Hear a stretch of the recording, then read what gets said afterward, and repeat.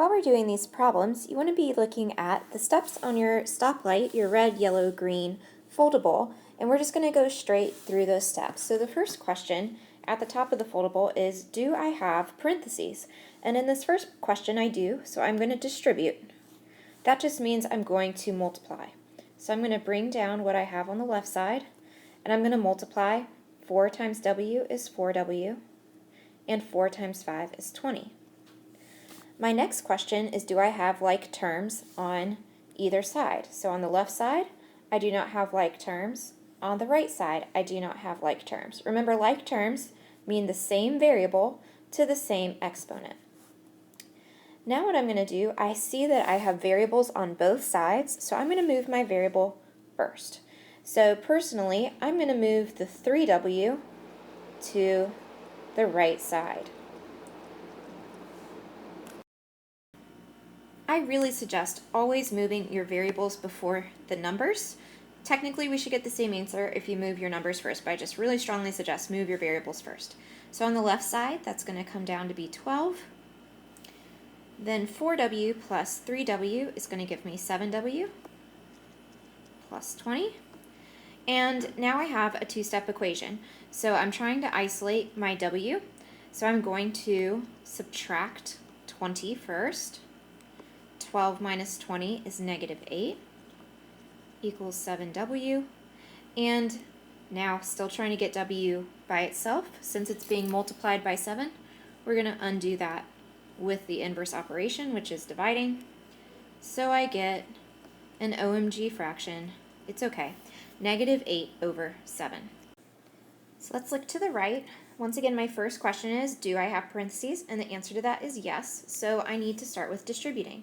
So 2 times x is 2x. 2 times negative 5 is negative 10 equals 4x. I look on the left side, nothing I can combine. Right side, nothing I can combine. So I'm going to go to the next step, which is if I have a variable on both sides, which I do, I'm going to move my variable. Now notice I have this 4x and he's lonely over there. So we're going to move our 2x by subtracting over to the right side. If your x is lonely, if your variable is lonely, you want to move over to that side. Once again, hypothetically, should we get the same answer? Yes, but I just pinky promise after teaching this a million times that if we move the variable to that side, we're going to be successful more of the time. Okay, so 4x minus 2x gives me 2x. Now I have 2 times x, so we're going to undo the times 2 by dividing, and that gives me x equals negative 5. So my first question is always, do I have parentheses?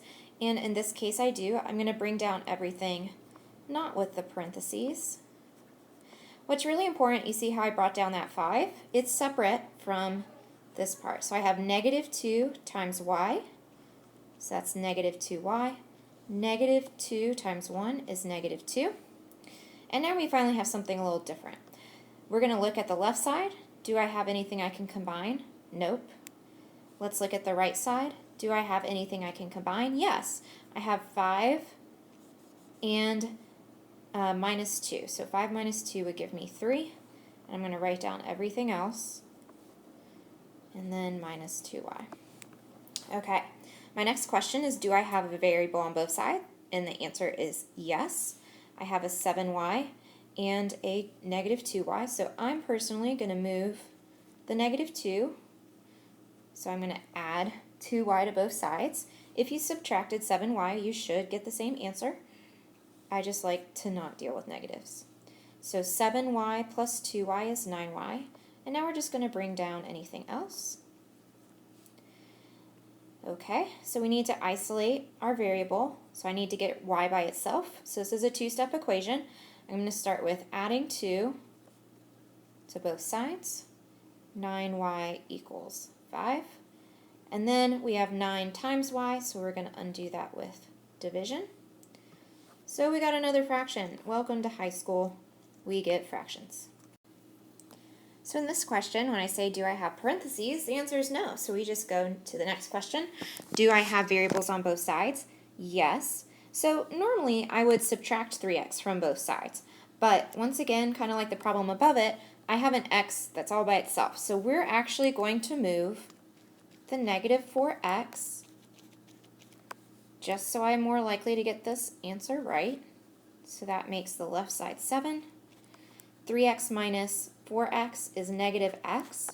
Well, what's really in front of that x is a 1, so negative 1. So if I'm multiplying negative 1 to x, I'm going to undo that by dividing. So I get x equals negative 7. Believe it or not, this will probably be the most missed question. I'll show you the other way you could have done this if you really wanted to subtract your 3x, what it should look like. So if I subtract 3x from both sides, I get x plus 7 equals 0. So what people forget is that you still have 0 on the right side of your equation. So then my last step would be to subtract 7. So x equals negative 7. Notice those are the same answers. In general, I'll see people get it correct more often if they do the first version I showed you. Okay, let's look at this next one. So I do have some sets of parentheses, but I want you to notice this first one is different than what we've had before. What's in between the 4 and the x is multiplication. So when I multiply these two, it's just going to be 2 times 4x, which gives me 8x. I'm not going to magically have a plus or a minus or something show up in there. So that's a little bit different than the other ones. I notice my next set of things also has parentheses. So let's distribute negative 3 times 2x. It's going to be negative 6x. Negative 3 times 4 is negative 12. And we're going to bring down that equals 6. My next instructions tell me to look on each side. Do I have something I can combine? Yes. So I can combine 8x minus 6x. That would give me 2x. And I'm going to bring down everything else. And now I'm happy because I have my two-step equation. So I have two things to get x by itself. So the first thing is we're going to add 12. So 2x equals 18. And then we're going to divide by 2. So x equals 9.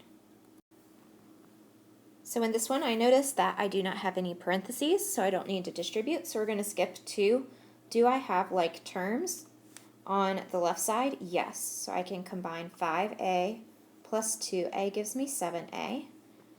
And I don't have any like terms on the rest of it. Our next question is, do I have variables on both sides? I have 7a on the left and 3a on the right. So personally, I'm going to move the 3a by subtracting.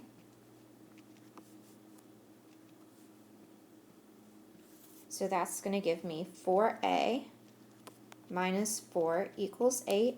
Yay, I'm down to a two-step equation. So how do I get a by itself? We're going to add 4. So 4a equals 12, and divide by 4. So a equals 3. Alright, so you'll notice I've saved the best two questions for last that have OMG fractions in the actual question. So in this one, notice I have, my left side is just one big fat fraction. So what I need to do first is I need to get rid of this denominator of 5. So remember, having a denominator like that really means division. So I'm going to undo division by multiplication. So I'm going to multiply both sides by 5.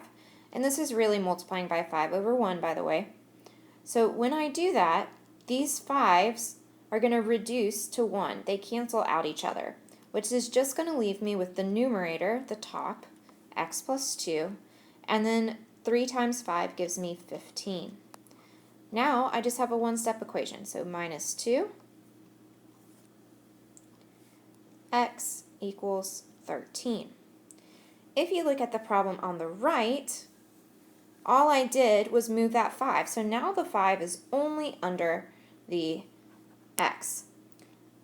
So first thing I need to do is get the term with the x by itself. So my first step in this one is going to be to subtract 2. from both sides. So I get x over 5 equals 1. And now I have that division going on, so I'm going to undo that with multiplication. And that gives me x equals 5. Notice I'm getting two different answers for those two problems. So it does matter what step I do first.